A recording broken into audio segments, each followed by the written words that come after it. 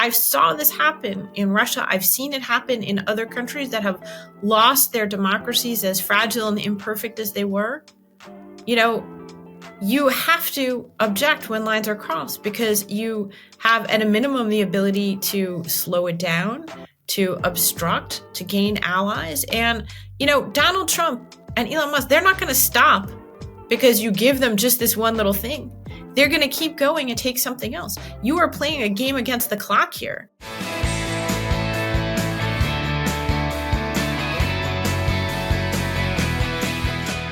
Hello and welcome to the Bulwark Podcast. I'm your host, Tim Miller. I'm delighted to be back today with staff writer at The New Yorker, Susan Glasser. She's got her weekly column on life in Washington. She's also the co-author, most recently, of The Divider, A History of Donald Trump in the White House, which she co-wrote with her husband, Peter Baker. And I got to hang out with her son, Theo, in Palm Springs a couple weekends ago. That was just such a delight. He's so great. Oh, man, you know how to get right at a mom's heart here. By the way, the best title of all, I must say, is parent for sure. Yeah, I mean, he was just such a delight to be around. Good hang, smart, annoyingly smart. I'm looking for flaws. I didn't find any in Palm Springs. I'm sure some would emerge with a longer time. We can't all be perfect. Tim, you do flattery well. It's true. I don't actually. I do real talk. I tell people, you can tell when I'm fake flattering. I promise. Well, way to lead off with a mom. Okay. We've got to talk, I think, mostly today about the ongoing negotiations, if you want to call them negotiations, surrender between the United States and Russia that's happening in Saudi Arabia as we speak. We have some developments this morning. It's possible some new stuff will come up here in the hours between now and when it publishes. But just before we get into what's happening today, just for folks' background, you spent 4 years as Washington Post bureau chief in Moscow. Your most recent article was about your most recent column, rather, was about how Trump has basically been giving away the store to Putin over the first. Then it was 24 days. It's been about another week since then. So just kind of talk about your perspective for Moscow or having been in Moscow, and then kind of the biggest picture of what you're seeing here. And then we'll kind of get into the details. Yeah, I mean, look, it's 2 decades and more since Putin came to power in Russia. And of course, the biggest transformation is not only the return to dictatorship inside Russia, but the idea that the United States would come full circle and elect a president like Donald Trump, who rather than view Putin as an adversary, is now welcoming him, seeking to welcoming him back into, sort of the family of nations after the largest unprovoked land war in Europe since the end of World War II. We are talking, a mass casualty event with extraordinary implications for American security as well as European security, not to mention the message that Putin's invasion has sent to Xi Jinping and to others who would seek to revise by force the international boundaries. I mean, it's just the act of lawlessness, murder, mayhem that is being sort of condoned by Donald Trump is pretty extraordinary. And I think that, it's another of those clarifying moments in which Donald Trump specializes, right, Tim? He loves to almost make a mockery of his apologists and enablers. And, frankly, for months, I was hearing, even before the election, from the sort of more conventional Republican types here in Washington, every kind of BS and gaslighting and, don't worry, Donald Trump is going to peace through strength. He's not going to sell out Ukraine. He's going to, he's actually going to give more weapons to Ukraine. He's actually going to shore up Ukraine. He's going to show Putin how tough we are. Okay, fine. Donald Trump laughing at those people. But I think you see why that kind of gaslighting is successful. Europeans were shocked and terrified to realize that all their sort of fantasy hopes of maybe it won't be so bad after Trump gets reelected, dashed almost in an instant in the last few weeks. So we don't know yet what's going to happen in these talks specifically, but I think we understand now in a big picture sense where Trump is headed with this. Yeah, it's funny that you mentioned that about the gaslighting, and I do wonder sometimes whether those types of Republicans were like gaslighting themselves or us or both. I was in a debate, if you'll call it that, with Dan Crenshaw before the election. And this was the message that he was saying on that, that I was delusional, that if you just actually look at the record from the first term, maybe you didn't like Trump's tweets, but he actually was very strong on, countering Russia and much stronger than Biden even. And he was making the pitch as if Trump was going to get in there and, send some nice tweets to Putin, but that the policy would all be, something out of whatever, the Reagan administration. And that was just so obviously delusional at the time. But I guess it doesn't really matter whether they're deluding themselves or not, but that is a true observation, right? Like when you were around, you're doing the circuit around Washington, many people thought that it was possible that was what was going to happen rather than that he was going to do exactly what he told us he was going to do.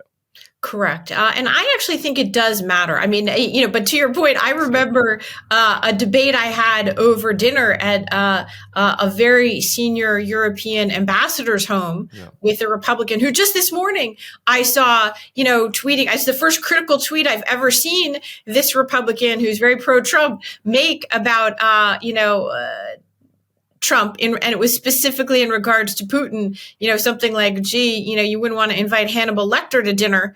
And, this is a guy who was literally in a knockdown, drag out argument with me to the point that it was clearly rude at this ambassador's home, going on and on about, we were just fantasizing. We were just absolutely, victims of Trump derangement syndrome. And, Donald Trump was actually going to be great for Ukraine and great for European security. And, there was no issue, nothing to worry about for NATO. And, the people at the dinner were like, what is this man talking about? But I think that lying to people over and over again, whether you really believe the lies or not, that's something I feel like you have to answer for your own character. But, the net effect is that, the lies have consequences. And when you see the comments and you see the visible shock and dismay that were written all over the faces of Europe's leaders over the weekend at the Munich Security Conference, as they understood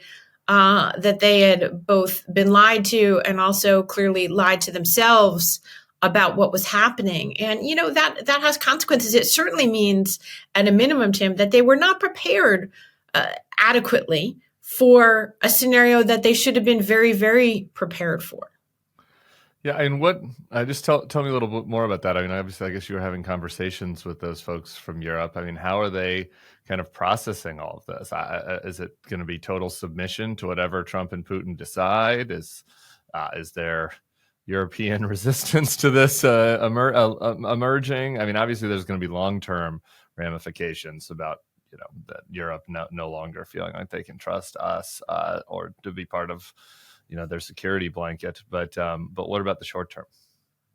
Well, what's remarkable is that you saw some comments suggesting that even from the first Trump term on, Europeans understood that the United States was not necessarily an unwavering partner that they could always count on, that, we were having these sort of 4-year wild oscillations in our policy that would affect them at a minimum because of our inconstancy, and that we, might make a pledge now that we wouldn't be able to redeem for 6 years on. But to take it from an unreliable ally to some of the comments saying the U.S. is now the adversary, that the U.S. is now undermining in an active sense European security, that's something new. You saw, however, the continued, frankly, fecklessness of the response on the part of the Europeans. They have, in fact, relied upon American security guarantees, on American military leadership, on, until recently, American diplomatic leadership. NATO has been established by the U.S. and led by the U.S. since its inception in the aftermath of World War II. And it's hard to see what a NATO without the U.S. in the lead, or possibly what a NATO without the U.S. at all, would actually mean. And they called an emergency summit. President Macron did in France on Monday in the aftermath of Trump's phone call with Putin last week and the comments by J.D. Vance at the Munich Security Conference. I can't say that summit came out with a resounding sense of how Europe is going to proceed going forward. And remember, there are multiple interlocking issues here. It's not just, well, gee, is Trump going to pull the plug on U.S. assistance for Ukraine? Is Trump going to make a bad deal or a separate peace with Putin on Ukraine? But also, he may actively and almost certainly will actively undermine NATO. He might withdraw from it outright. As you know, he's pledged to do that before. Even if he doesn't, what if he pulls out U.S. troops from their forward positions, defending the line essentially between NATO and Russia? That's a very real possibility. It is. So let's talk about this. Obviously, this is a developing story, and so I'm just going to read a couple of the reports about kind of what the contours of the deal, so to speak, are. I kind of hate even calling it that. Fox this morning says the plan includes a ceasefire and then forcing elections in Ukraine before signing a final agreement. The notion there, I think, is that Putin thinks that maybe he could that an election would yield a leader that is more amenable to him than Zelensky. You wrote about some of this in the New Yorker. Telegraph wrote about this, which is the Trump demand that part of the deal includes $500 billion in payback from Ukraine, including the critical minerals, rare earth minerals, but also other stuff, and that maybe that would include some kind of security guarantee. And then what you just mentioned there is the FT was reporting European officials think Trump, as part of the deal, could move troops out of the Baltics, which is something that obviously the Europeans would be concerned about. So, that stuff's kind of developing, but just wondering your thoughts on kind of all those contours of what they're discussing. Yeah, well, let's talk about that, $500 billion extortion demand on Ukraine, that the United States essentially should be the owner of half of Ukraine's rare earth minerals. First of all, let's put on the table that the United States has given nothing like $500 billion to Ukraine. So the idea that it's payback is ridiculous. That's actually a straight out extortion blackmail demand. The U.S. has given tens of billions of dollars in military assistance and security aid to Ukraine since the full-scale invasion, a lot of which has gone to U.S. Military suppliers who are then essentially the customers and sending weapons to Ukraine. Europe, by the way, despite Donald Trump's lies about it, is now in the position of having collectively provided more money to Ukraine since the full-scale invasion 3 years ago this month. So let's be clear. Under $100 billion in U.S. military assistance, you can't exactly then demand half of the country's patrimony in rare earth minerals to the tune of $500 billion and say, oh, that's payback. And it's very much in keeping with Trump's view of the United States, which he expressed even in his first term in office, right? There's nothing new with Donald Trump here.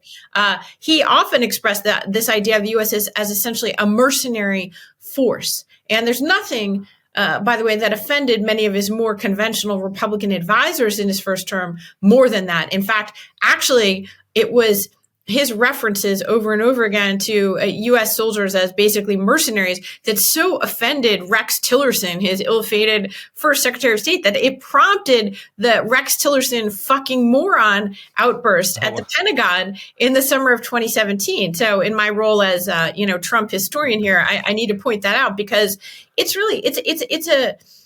a kind of a shocking view of American power as that we're essentially the mob heavies here and, give us money with a gun pointed at your back, or we won't do anything for you. It's a radically different view of American security. So there's that we can talk about, but also to your point, I just think the undermining of NATO has already occurred, even short of formally pulling out.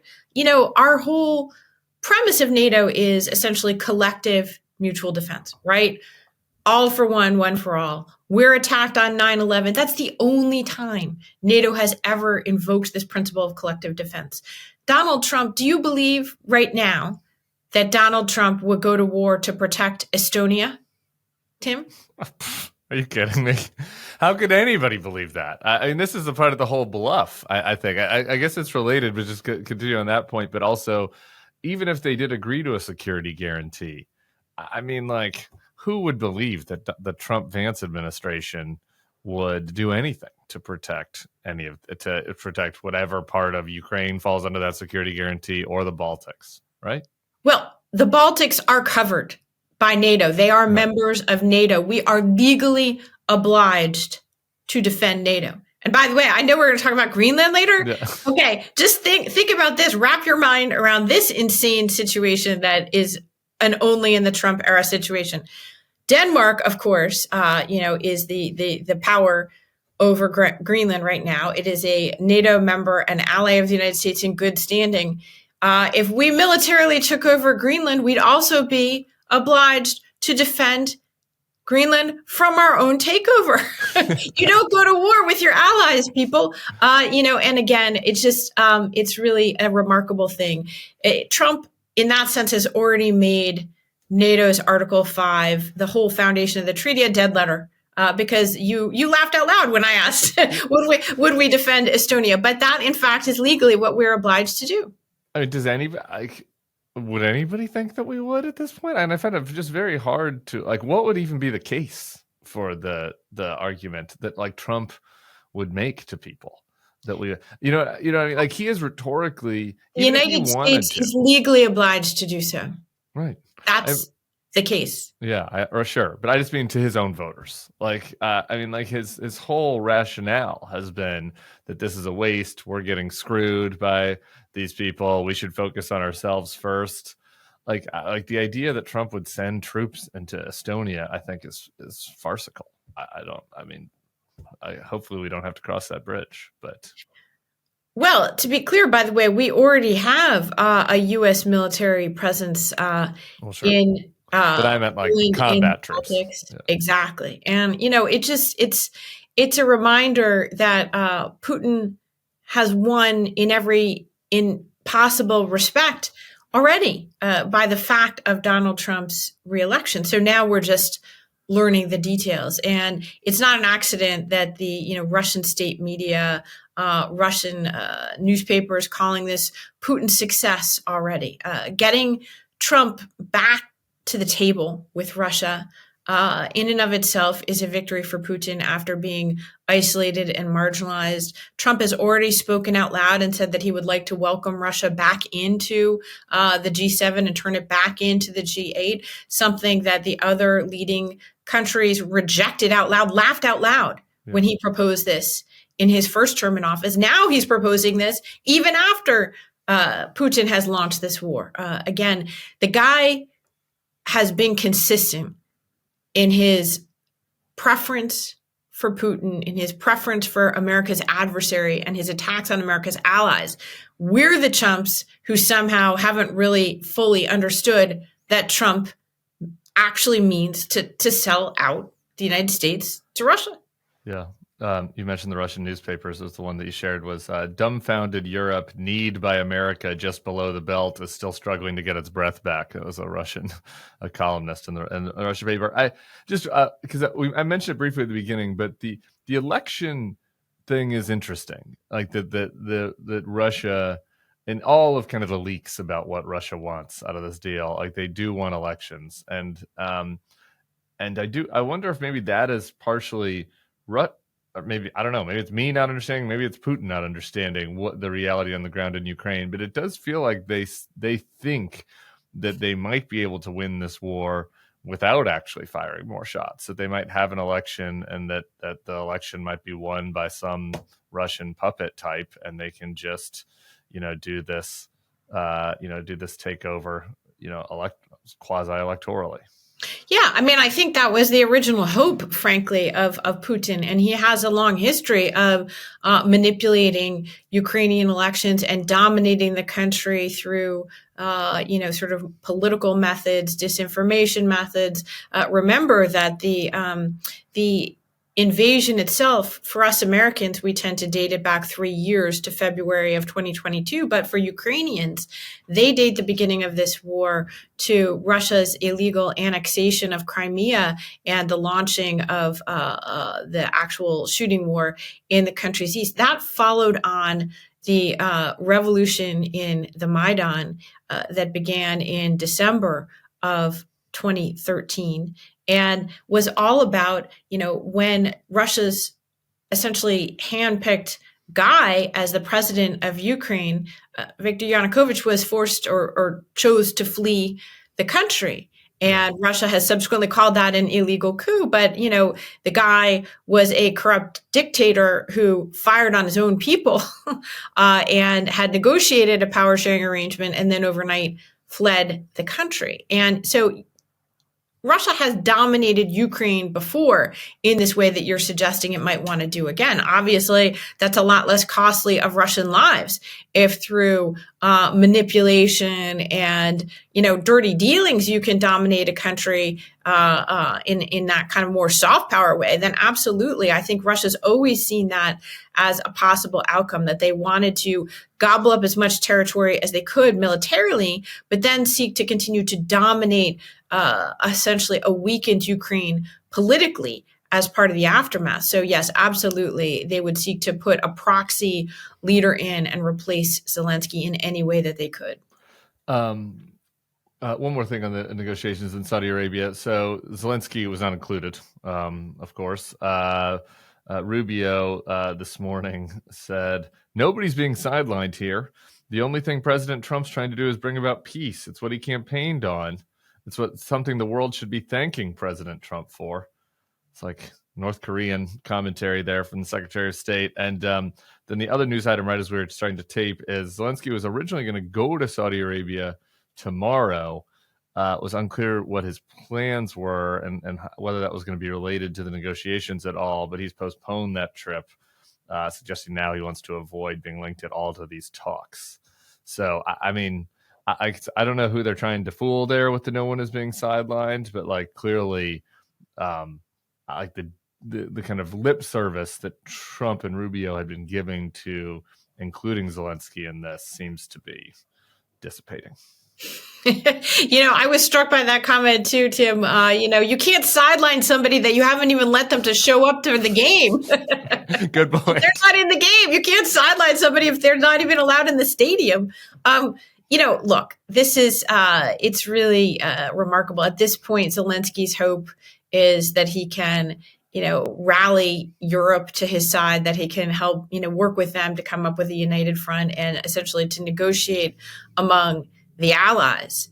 It's also interesting and notable that the Russians came out of these preliminary talks saying, well, we're not sure when Putin and Trump are going to meet. Once again, it seems that Trump is the one who is always the eager suitor with Vladimir Putin, always begging to meet with him. And it's notable that Putin isn't rushing to the table here. This seems to be on Trump's timeline, and that he, as always, is the eager suitor with Vladimir Putin. I think that's very notable. Depressing there that I don't know if you did it intentionally, but you were referencing the allies there as Ukraine and Europe, not including us. That's kind of a just depressing realization. Bill Kristol was kind of writing about this morning in the morning newsletter about how strange a feeling it is to be like basically rooting for the U.S.'s diplomatic efforts to fail. So anyway, such is life. Have you ever wanted to learn more about wine but can't figure out where to start? Or when you do start, it just feels like too much? Our next partner, Naked Wines, has changed the game for learning about wine without having to take a whole class about it. This podcast is sponsored by Naked Wines. Naked Wines is a service that directly connects you to the world's finest independent winemakers so you can get award-winning wine delivered straight to your door. Use our code, THEBULWARK, for the code and password at nakedwines.com and get their incredible deal of 6 bottles for just $39.99. Look, I went through a little phase. I moved out to the Bay Area, right? And everybody's such a wine snob. So I tried to learn about wines, and I have a few faves. I'm into the natties now. I am into natural wines, but it's just I don't know. I don't know if you feel this way, but it's just kind of a burden sometimes having to choose. Like there are so many choices, and you're thinking about pairings and all this. And with Naked Wine, you can just put in your favorites, and then or you can put in some things that you like, and they can determine some favorites for you. And they'll send you a bunch of bottles, and that makes your life easy. You get to learn. You get to learn about some new varietals, some new grapes. I had some the other day. I was cooking a little pasta for the kiddo. Paired it with a red wine. It was wonderful. So Naked Wines makes it easy. You can learn about wine. Get it delivered right to your door. How do they do it? Naked Wine connects winemakers and wine drinkers directly, allowing for vineyard to your door delivery at up to 60% off what you'd pay in store. By cutting out the traditional retail middlemen, winemakers can pass those savings on to you without skimping on quality. Now is the time to join the Naked Wines community. Head to nakedwines.com/thebulwark. Click Enter Voucher and put in my code, THEBULWARK, for both the code and password for 6 bottles of wine for just $39.99 with shipping included. That's $100 off your first 6 bottles at nakedwines.com/thebulwark and use the code and password at THEBULWARK for 6 bottles of wine for $39.99.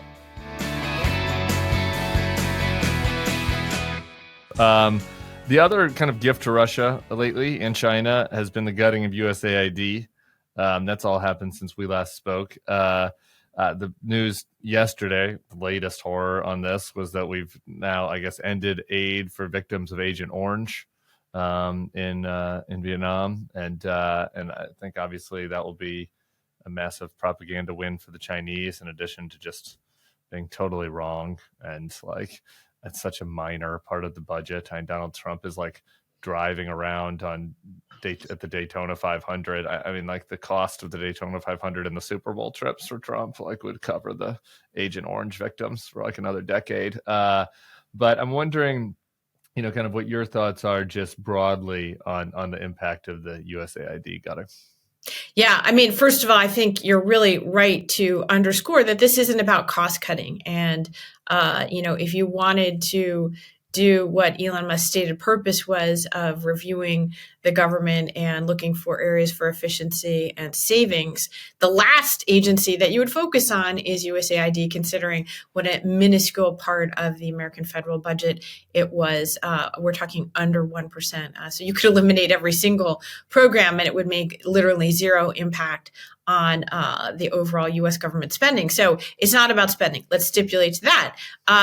Even ideologically, it seems very much at odds with what many Republicans, including the feckless Marco Rubio, were advocating for. They always wanted to spend more money on this kind of programs that were smartly extending American power in the world at a time when so much of our presence is militarized.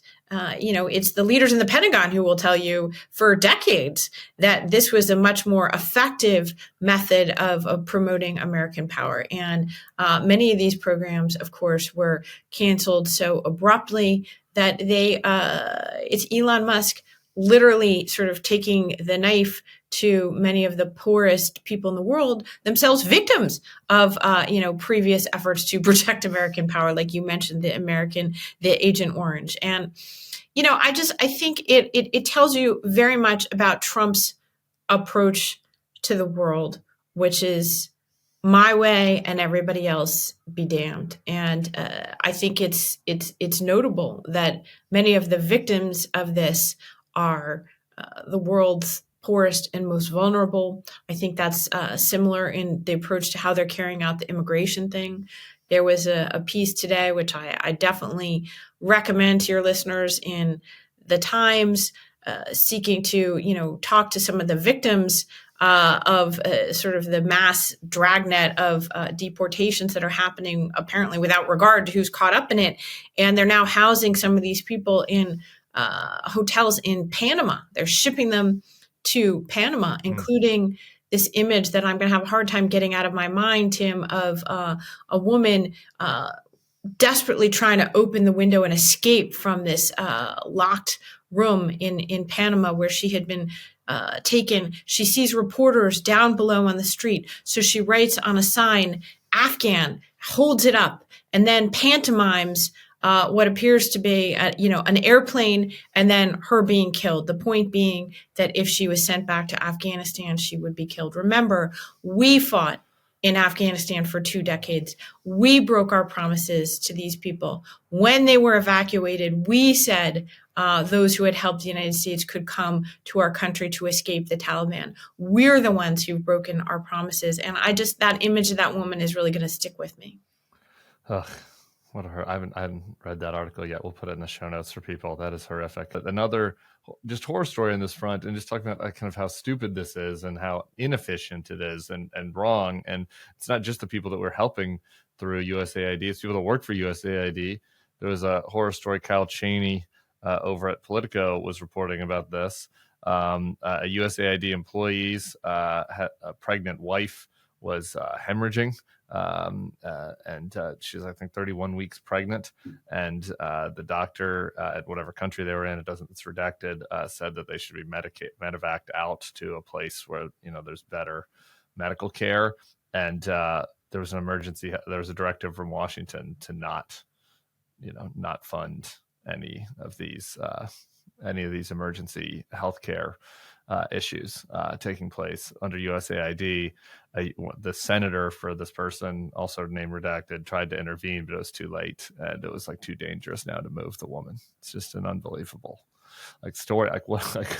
There's no point to this, and it's just capricious, Well, that's right. There's no point. It's capricious. And I'll tell you, again, that is a horror story that really resonates for me. When I was a correspondent in Moscow more than 2 decades ago, you mentioned it already, Tim. Yeah. The Washington Post paid for medical evacuation insurance for us. And by the way, I needed to use that. And in January of 2004, I was evacuated from Russia to London because I was hemorrhaging with what turned out to be a potentially fatal ectopic pregnancy. Wow. Look, we're at war on women now in this country, along with all the many other shocking things that are occurring. And I can tell you, if it was men who faced the possibility of bleeding out and dying from ectopic pregnancies, then we wouldn't be talking about it like it was some optional abortion procedure, which it's not. That's the world that we're living in right now. So I appreciate you bringing it up, even though it's one example. I think it speaks to a larger phenomenon that's happening in our society due to the toxic politics that we have. Well, okay. I have a couple more topics. They're not going to get any breezier. We should move to the questions here at home, and I guess it's related to the USAID employees. But you shared an article from Larry Diamond over at Hoover about how the crisis of democracy is already here. Obviously, you're reporting from Washington, and there is huge churn and uncertainty among people that work for the federal government. A lot of these kind of legal questions are up in the air about how protected each of these employees are. Just kind of wondering what you're hearing on this front and your thoughts on these kind of extrajudicial attacks on the federal bureaucracy. Yeah, I really, again, that is a piece that I highly recommend. Larry Diamond is, one of the foremost scholars of democracy around the world, scholar at Stanford University. And in this piece, he makes a distinction that I think is really important. Because Trump has operated on such a broad front, you can conflate different things, but not all aspects of this crisis are equal. And, while there are, let's put aside for a second the many extreme far-right policies that he and his team are seeking to implement, many of which might be implemented by another Republican president. So, even if you or I disagree with any aspect of it, there are the policy disputes that are extreme but fall within the spectrum of American political discourse. But then there's the frontal attack on the structures of American democracy. And, his point, which again, I feel like it should be said again and again and again, what's dangerous is not that Donald Trump and Elon Musk don't like foreign aid, to take the, conversation we were just having about USAID. That's a policy fight in this country.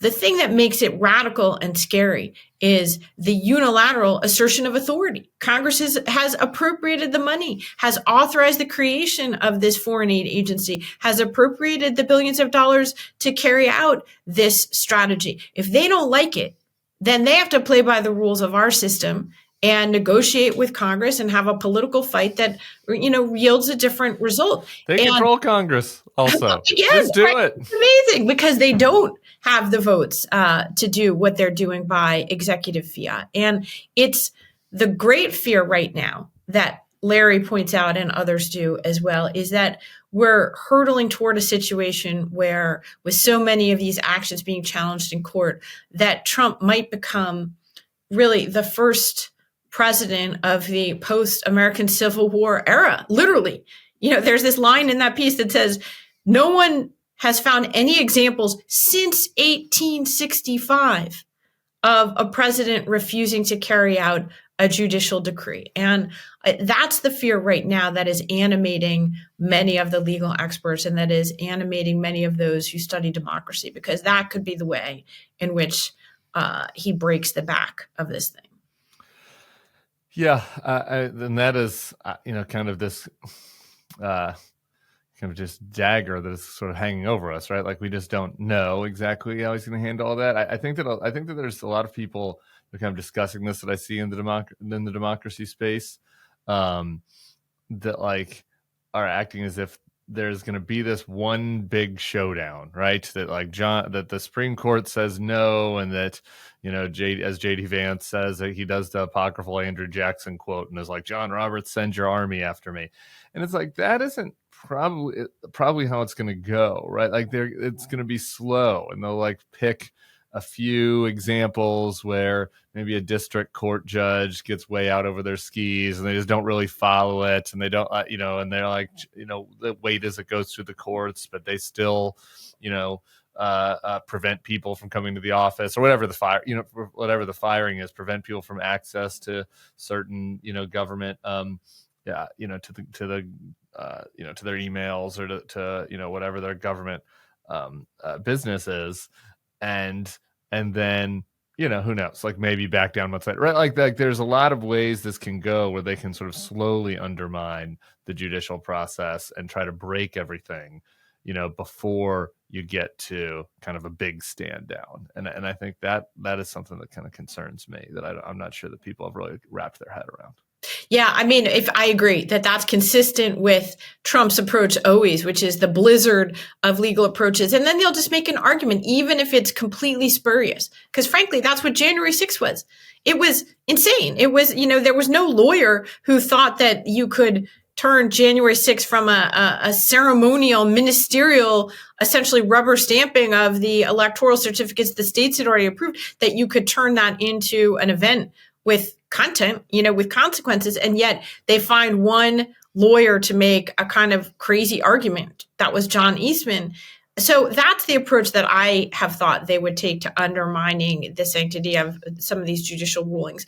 They'll just say, yeah, exactly. Well, when the judge said we weren't allowed to spend the money, he didn't mean this money, blah, blah, blah. And then it'll spawn its own series of lawsuits. And again, we only have one 4-year term. Look at how successfully Trump tied up all of the lawsuits and criminal cases against him, even when he was out of office. So I would see it as more of a sort of a rolling ball of legal uncertainty that has the effect of undermining any of the checks and balances and accountability that the court rulings are supposed to impose upon a rogue executive. So I think that scenario that you float is one that I've been bracing for as well. Ever wonder how much of your personal data is out there on the internet for anyone to see? More than you think. Your name, contact info, social security number, and home address, even information about your family members, all being compiled by data brokers and sold online. And that's why I personally recommend DeleteMe. DeleteMe is a subscription service that removes your personal info from hundreds of data brokers. You can sign up and provide DeleteMe with exactly what information you want deleted, and their experts take it from there. DeleteMe sends you regular personalized privacy reports showing what info they found and where they found it and what they removed. DeleteMe isn't just a one-time service. It's always working for you, constantly monitoring and removing the personal information you don't want on the internet. To put it simply, DeleteMe does all the hard work of wiping you and your family's personal information from data broker websites. Take control of your data and keep your private life private by signing up for DeleteMe now at a special discount for our listeners. Today, get 20% off your DeleteMe plan when you go to joindeleteme.com/bulwark and use promo code bulwark at checkout. The only way to get 20% off is to go to joindeleteme.com/bulwark and enter code bulwark at checkout. That's joindeleteme.com/bulwark, code bulwark. Hey, YouTube fam, if you want to support the Bulwark, the best way to do it is by becoming a YouTube Bulwark Plus member. The Bulwark is truly independent. We have no corporate overlords. We're not settling any dumb lawsuits with Trump. By joining, you help support our work, and you can get a bunch of perks right here on this platform. Ad-free content, bonus videos, live streams, and some emojis of me, which I guess some people want. So come join, come hang out, become a Bulwark YouTube Plus member, and I'll be seeing you in the comments. So behave. One other specific example in the news, CBS News confirmed that Michelle King, the top Social Security Administration official, was acting commissioner, was replaced in her role. King then chose to resign, according to the White House. This is part of the fight over Elon Musk and Doge getting access to people's Social Security data. Musk was tweeting insanely, as always, about all of the fraudulent Social Security actions, why he needs this data, because there's a lot of old people that are people that are over 100 years old that are still getting Social Security. Experts who've actually looked at this, because people have looked at this before, have said that there is some example of Social Security numbers being abused, but it's usually the opposite of what Musk is saying. It's people, it's illegal immigrants that are using dead people's Social Security numbers and then paying payroll tax, right? They're using the security number to get a job. So they're actually paying into Social Security. So it's probably on net gaining us money rather than costing us money, but that's neither here nor there. I wanted to play for you the press secretary, Carolyn, and her comments last night on Hannity about this. I've been fighting fake news reporters all day long here in the Washington, D.C. swamp who are trying to fearmonger the American people into believing that this administration is going after their hard-earned tax dollars and their hard-earned Social Security checks. So I want to set the record straight on your show tonight, Sean, and I'm very grateful for the opportunity to do so. President Trump has directed Elon Musk and the Doge team to identify fraud at the Social Security Administration. They haven't dug into the books yet, but they suspect that there are tens of millions of deceased people who are receiving fraudulent Social Security payments.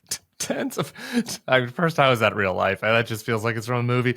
Tens of millions of people. Deceased people. There are only 70 million people on Social Security. They think that 1 in 3 of them are actually deceased, and it's part of a fraud. And the whole thing is just, it's farcical. But anyway, I'm wondering your thoughts on that and the Elon kind of activities more broadly. Yeah, we're in the laugh or cry stage of the podcast here. Yes, we are. We are in the laugh or cry. I mean, it would be laughable if it weren't so serious to have vested so much power in people who could say absurd things like this. It's Hannity is state media, and this press secretary, that's frankly an Orwellian misnomer for someone whose job seems to be to undermine and dismantle the free press. And until she brings the Associated Press back into the press pool, I don't want to talk about Caroline Leavitt. I want to talk about how she's dismantling freedom of speech and the First Amendment in this country, period. Do you think that what do you think about this question about whether other media outlets should be standing in solidarity? I think that's so tough because in the Obama administration, you'll remember there was this kerfuffle over Fox. The Obama, they didn't want to include him, I think, in a pool or something. I can't remember the exact specifics. And the mainstream outlets, ABC, CBS, et cetera, said, we're going to boycott if Fox isn't included, right? Like everyone should have access. the problem with that is that doesn't really work this time. Like my guess is if ABC, NBC, CBS said that they were going to boycott over AP, Carolyn Levitt would be like, peace out, So I don't exactly know what they're supposed to do. Do you have any thoughts? I think they should go to court, number one. And I think they should all sign on to the lawsuit. And I imagine they will go to court, but I also imagine that they won't all sign on to the lawsuit. And, I get it. I get it because it seems pretty clear that the goal is to have an actual, what I'm calling a Kremlin press pool, as opposed to a real press pool by the end of the year, if not much, much sooner in the Trump White House. I think that, is a part of their agenda that I definitely anticipate. They offering Americans the facsimile and the appearance of Trump being surrounded by reporters when, in fact, they're not, truly independent reporters, but handpicked for their loyalty to the regime.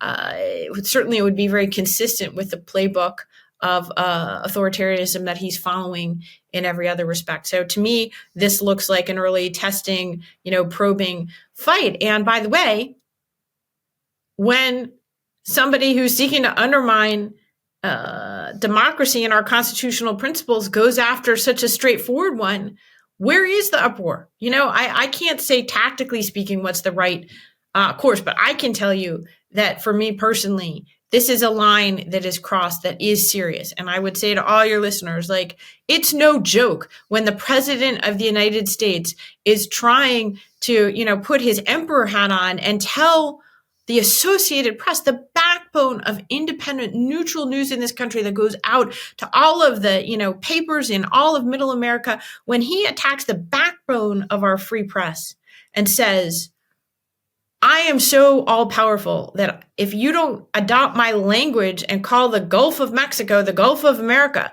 then I will ban you. That is literally what our First Amendment was designed for. And yes, if you allow it to pass without complaining, then you are part of the problem. And I hope that the Bulwark will stand up for the Associated Press. And I hope that all of the people listening will too, because yes, it matters. Absolutely. Totally agree. I'm glad that wasn't on my list. So this is why I needed your passion on this one, because there is this parade of horrors. I said this at the beginning of the year. I was like, one thing that I want to do on the podcast is just focus on things that I feel genuinely passionate about and that I want people to know about, and have guests on that do the same, right? Because there is so much we could just, I guess, run a 24-hour running podcast to just live post the Parade of Horribles. Maybe we could do that, but you know what I mean? It's hard, right, to sort of determine what is important. And I think that your perspective, having been there in the press corps, is important on this because I could understand why people might look at this and be like, okay, well, whatever. I mean, NBC's still in there, so that's fine. But it is a very dangerous place that we're going if you're starting to ban people over not using the correct truth speak, the patriot speak that they're demanding. Yeah, no, that's right, Tim. And look, the goal here is to overwhelm us with outrages such that we're kind of soporific and unable to respond effectively to any one of them. But, I hated the post-election, kind of Democratic chest beating and media chest beating over woe is us. We can't have a resistance this time because it wasn't effective. I will tell you, I saw this happen in Russia. I've seen it happen in other countries that have lost their democracies as fragile and imperfect as they were. You have to object when lines are crossed because you have, at a minimum, the ability to slow it down, to obstruct, to gain allies. And, Donald Trump and Elon Musk, they're not going to stop because you give them just this one little thing. They're going to keep going and take something else. You are playing a game against the clock here. And absolutely, it's not our job to predict the future or what's effective or what's not. We're not partisans. The Democratic Party, they screwed things up. They're going to have their own reckoning. But as we're civil society, that's what it means. And, we have to be able to call it out in a clear, grounded, and, unequivocal way. Amen. All right. Last thing in the laugh or cry portion, as you alluded to earlier. You're maybe partially at fault for the purchase of Greenland. I don't know, but the idea of buying Greenland initially came to Trump from Ron Lauder. That was first reported. I guess it's Ron Lauder, but that was first reported in your book that we mentioned earlier, The Divider. And so you're doing this Donald Trump historian stuff where all these like crazy examples, like the thing you mentioned with Tillerson earlier. It's sort of hard to know like what then blossoms and becomes something bigger in the future. That's why it's important to document all this stuff. So I'm curious if you had any other color from those early conversations with our cosmetic oligarch that has decided that he wants to purchase another country because he's pals with Trump. Tim, this one is, I'm glad you brought it up, because when Peter and I were reporting The Divider after Trump left office the first term, we weren't really focused on, well, we should do some reporting about the whole Greenland incident. Like many people, it was treated as a laugh line when he brought it up first in August of 2019. And it became public, and it was really kind of treated like a laugh line, Trump and his grandiose ways. And obviously that's not going to happen. Ha ha ha. He's really kind of crazy. That was the summer of 2019.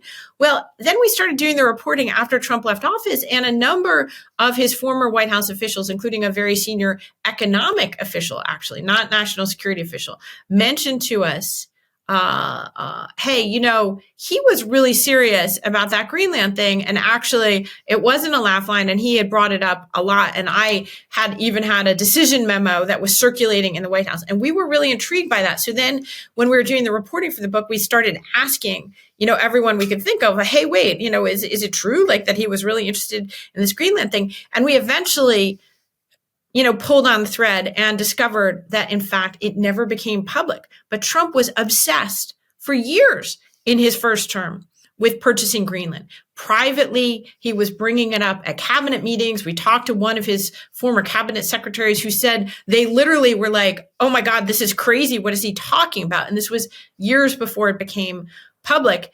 Then when John Bolton, his third national security advisor, comes in March of 2018. So again, really a long time before we ever heard about it. At one of his first private meetings with Donald Trump in the Oval Office, Trump tells him, hey, there's this really interesting idea that's come up, from a friend of mine, that we should purchase Greenland. And, you'll be hearing from him and you need to get on this. And sure enough, the phone rings, and it's this cosmetics gazillionaire, Ron Lauder, who's been a friend of Trump's for decades. In fact, they went to the University of Pennsylvania together. I kid you not. And he calls up the national security advisor, and he says, yeah, I would like to volunteer myself as a secret private envoy to Denmark and negotiate the purchase of Greenland. Well, Bolton demurs on having Ron Lauder as our secret envoy to Denmark, but he has to sort of placate Trump, and he orders some of his national security aides to begin working up various options for Greenland. And by the way, Bolton is one of a number of national security types who believes that Greenland is a very important strategic place, both, not so much because of the minerals, which initially attracted Donald Trump, but because of its strategic location, the competition with Russia and China over the North, and the like. And so he recognized that publicly talking about purchasing Greenland would be very antithetical to the goal of achieving more cooperation with Greenland, because it would mean exactly what we've seen, which is that Denmark gets its back up, which is that everybody